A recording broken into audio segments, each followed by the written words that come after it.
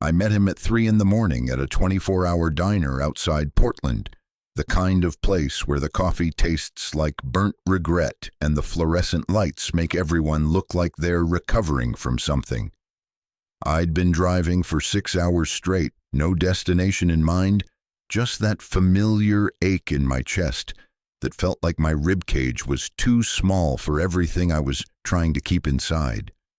My hands were shaking when I pushed through the door, and I'm not sure if it was the adrenaline wearing off or the fact that I hadn't eaten since yesterday morning. He was sitting in the corner booth, reading a paperback with a cracked spine, steam rising from his coffee cup like little ghosts. I should have sat somewhere else. Should have kept to myself like I'd been doing for the past 2 years. But something about the way he looked up when I walked in, just a glance, nothing invasive, made me feel like maybe I was still a person and not just this hollow thing I'd been carrying around. I took the booth across from him, far enough to not be weird, close enough that I could pretend I wasn't completely alone. The waitress brought me coffee without asking, and I wrapped my hands around the cup like it was the only warm thing left in the world.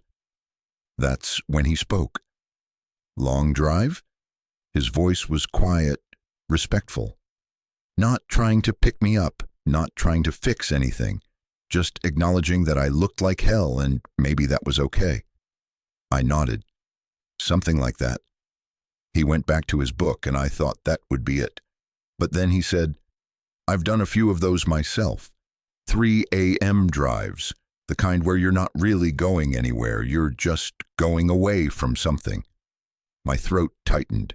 I stared at my coffee, watching the surface ripple from my trembling hands. "Yeah," I managed. "That's exactly it." He closed his book, marked his page with a receipt. "You don't have to talk about it, but if you want to, I'm a pretty good listener. And I promise I won't try to fix anything. I'm terrible at that anyway." I don't know why I started talking. Maybe it was the exhaustion or the fact that he was a stranger I'd never see again. Or maybe it was just that I'd been carrying this weight for so long that my bones were starting to crack under it. But I looked at him, really looked at him for the first time. He had kind eyes, the kind that had seen some things, and there was this gentleness in the way he held his coffee cup, like he understood that sometimes even small things can feel too heavy. "I'm running from myself," I said. The words came out rough, like I was coughing up glass. From the person I was supposed to be, from every expectation I've ever failed to meet. He didn't flinch, didn't look away or change the subject or offer some empty platitude about how it would all be okay. He just nodded slowly and said, "That's a heavy thing to carry." And something in me broke, not in a bad way. More like something that had been wound too tight finally loosened enough to let me breathe. I told him about my father, about how he'd built his whole life around being strong, being unshakable, being the kind of man who never admitted weakness or fear or doubt. About how I'd spent 28 years trying to be that same kind of man, suffocating under the weight of it. I told him about my engagement that I'd ended 3 months ago, how I'd stood in front of Sarah and finally admitted that I'd been performing love instead of feeling it, trying to check boxes instead of building something real. How she'd cried and I'd felt like the worst person alive because I couldn't even give her a good reason beyond the truth. That I didn't know who I was and I couldn't ask her to love someone I hadn't even met yet. I told him about my job at the firm, the one my father had pulled strings to get me. How I'd wake up every morning with this crushing weight on my chest. How I'd sit in my car in the parking garage for 20 minutes trying to convince myself to go inside. How I'd finally walked out 3 weeks ago, just left my laptop on my desk and walked out, and I'd been driving ever since, staying in cheap motels, avoiding calls from everyone I knew. "I don't even know what I'm looking for," I said, my voice cracking. "I just know I can't keep being that person, the one everyone expects, the one I've been pretending to be." He was quiet for a long moment, just looking at me with those steady eyes. Then he said, "Can I tell you something? You're going to think I'm just saying it to make you feel better, but I need you to hear it anyway. I nodded. What you're doing right now, this thing you think is running away, this is actually the bravest thing you could possibly do. Most people spend their whole lives in that prison. They feel the bars closing in and they just make themselves smaller, convince themselves the cage is comfortable. But you looked at it and said no. You chose the terrifying unknown over the comfortable lie. That's not weakness. That's not failure. That's courage. I felt tears burning in my eyes, and I tried to blink them back, but one escaped anyway, running down my cheek. It doesn't feel brave, I whispered. It feels like I'm falling apart. Maybe falling apart is what you need, he said gently. Maybe you've been held together by the wrong things for so long that falling apart is the only way to find out what you're actually made of.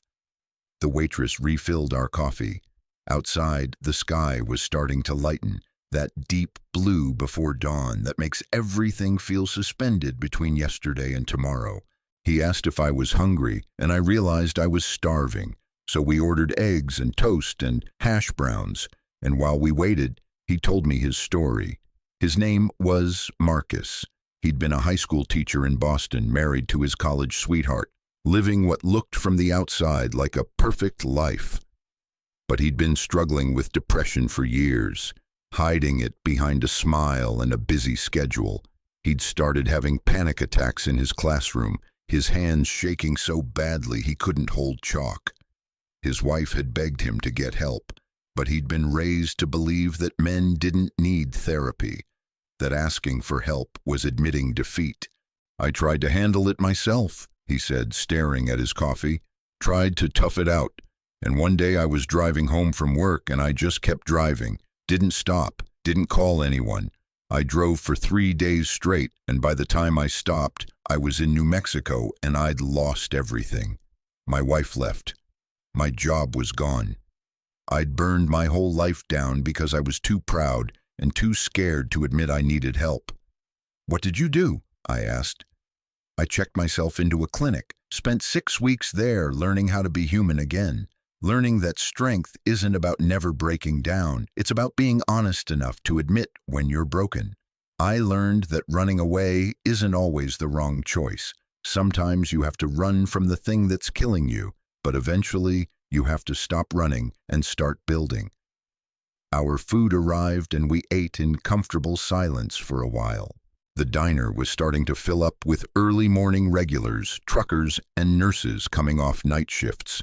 People who understood what it meant to exist in the in-between hours. So what now? I asked him. Are you okay now? He smiled, and it was genuine but also sad around the edges. I'm better. I teach again. Different school, different city. I'm in therapy. I take medication. I'm learning to like myself slowly. My ex-wife and I talk sometimes. We're not getting back together, but we don't hate each other anymore. I'm learning that okay isn't a destination, it's something you have to choose every day. I pushed my eggs around my plate. I don't know how to do that. Choose okay.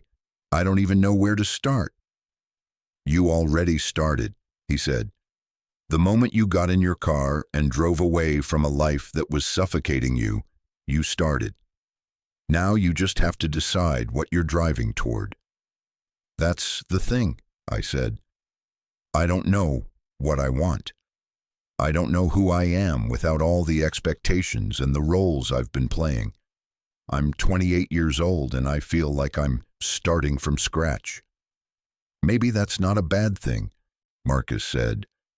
Maybe starting from scratch means you get to build something real this time, something that's actually yours.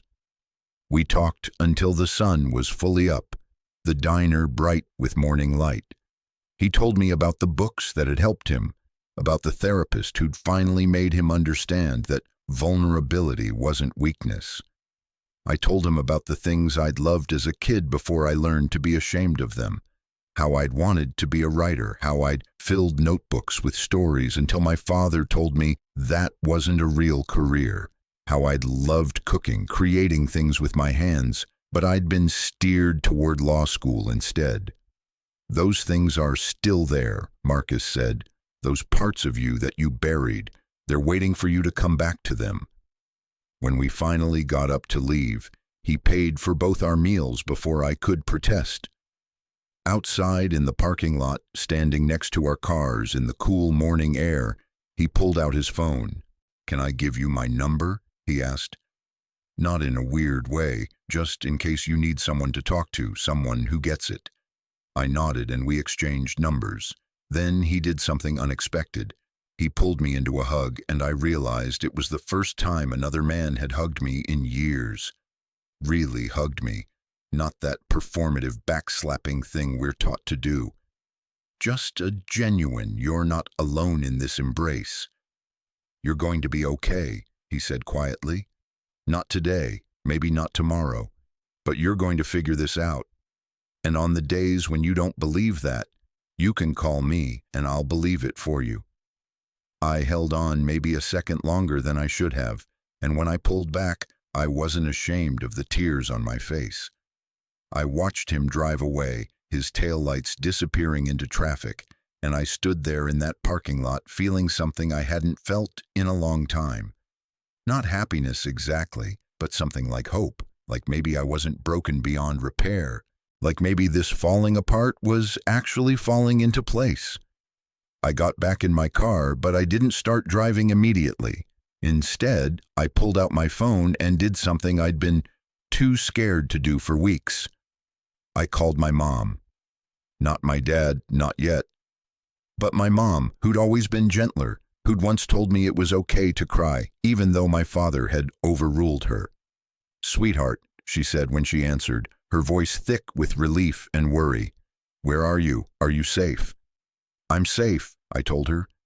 "Mom, I need help. I'm not okay, and I haven't been okay for a long time, and I need help." She was quiet for a moment, and I heard her breath catch. Then she said, "Thank you for telling me. Thank you for trusting me with this. We're going to figure this out together, okay? Whatever you need." We talked for an hour. She didn't try to convince me to come home, didn't try to fix everything immediately. She just listened, really listened, in a way I don't think she'd ever been able to before. And when I told her about wanting to find a therapist, about maybe taking some time to figure out what I actually wanted to do with my life, she didn't argue. She just said, "I'm proud of you. I know that probably sounds strange, but I'm so proud of you for being brave enough to do this." That word again. Brave. I didn't feel brave, but maybe that's what bravery actually is. Not the absence of fear, but doing the terrifying thing anyway. I'm writing this from a small apartment I'm renting month to month in a town I'd never heard of before last week. It's not much, just a studio with a kitchenette and a view of a parking lot, but it's mine. I found a therapist who specializes in men's issues, and twice a week I sit in her office and learn how to be honest about what I'm feeling. It's harder than anything I've ever done. Some days I want to get back in my car and keep running, but I don't. Marcus and I text regularly. Sometimes it's just memes or articles we think the other would like. Sometimes it's 3 a.m. and one of us is struggling and needs to know we're not alone. Last week he sent me a photo of a notebook he'd bought. Told me he'd started writing again after 20 years. Said if I was going to try, he would too. So I bought a notebook. And some nights, after therapy or after a long day of working the line cook job I found at a local restaurant, I sit down and I write. Not for anyone else, not to prove anything, just because it feels like breathing after holding my breath for years. I called Sarah last month, apologized again for the pain I'd caused, but also thanked her for letting me go. She's dating someone new, she told me. Someone who shows up fully instead of just going through the motions. She said she hoped I found whatever I was looking for, and she meant it. There was no bitterness in her voice, just genuine hope. It made me realize that sometimes the kindest thing you can do for someone is be honest, even when that honesty breaks both your hearts. I haven't talked to my father yet. I'm not ready for that. My therapist says I don't have to be ready, that I can take all the time I need. My mom tells me he asks about me, that he's worried but doesn't know how to say it. Maybe someday I'll be able to have that conversation. Maybe someday I'll be able to tell him that his version of strength almost killed me and that I need to find my own definition. But not yet. For now, I'm learning small things. How to sit with discomfort without running from it. How to feel my feelings instead of burying them. How to ask for help when I need it. How to be gentle with myself on the days when everything feels too hard. How to celebrate the small victories, like making it through a therapy session without shutting down, or writing 3 pages in my notebook, or cooking a meal that actually tastes good.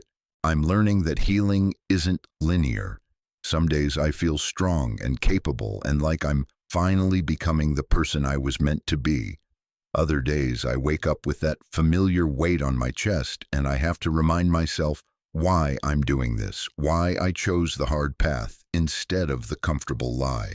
But I'm also learning that I'm not alone, that there are other men out there who are struggling with the same things, who are tired of pretending to be invincible, who are desperate for permission to be human. Marcus taught me that. That stranger in a diner at 3 a.m. who didn't flinch when I told him what I was running from, who saw my broken pieces and didn't try to glue them back into the same old shape. I think about that night a lot, about how close I came to just driving past that diner, to staying alone in my car with my thoughts spiraling darker and darker, about how one moment of connection, one person willing to see me and not look away, changed everything. So if you're reading this, if you're the person driving at 3 a.m. trying to outrun yourself, I want you to know something. What you're feeling, that crushing weight, that sense that you're failing everyone including yourself, that fear that you're broken beyond repair, it's not weakness, it's not failure, it's your soul telling you that something needs to change, that the life you're living isn't the one you're meant for. And I know it's terrifying. I know it feels impossible. I know that choosing to fall apart, to admit you need help, to walk away from everything that's expected of you, feels like jumping off a cliff with no guarantee there's anything to catch you. But maybe there is. Maybe there are people like Marcus, like my mom, like the therapist who doesn't judge me when I cry in her office, like the line cook who taught me how to properly dice an onion without asking why a guy with a law degree is working in a kitchen. Maybe there are people waiting to catch you if you're brave enough to fall. I don't have all the answers. I don't even have most of them.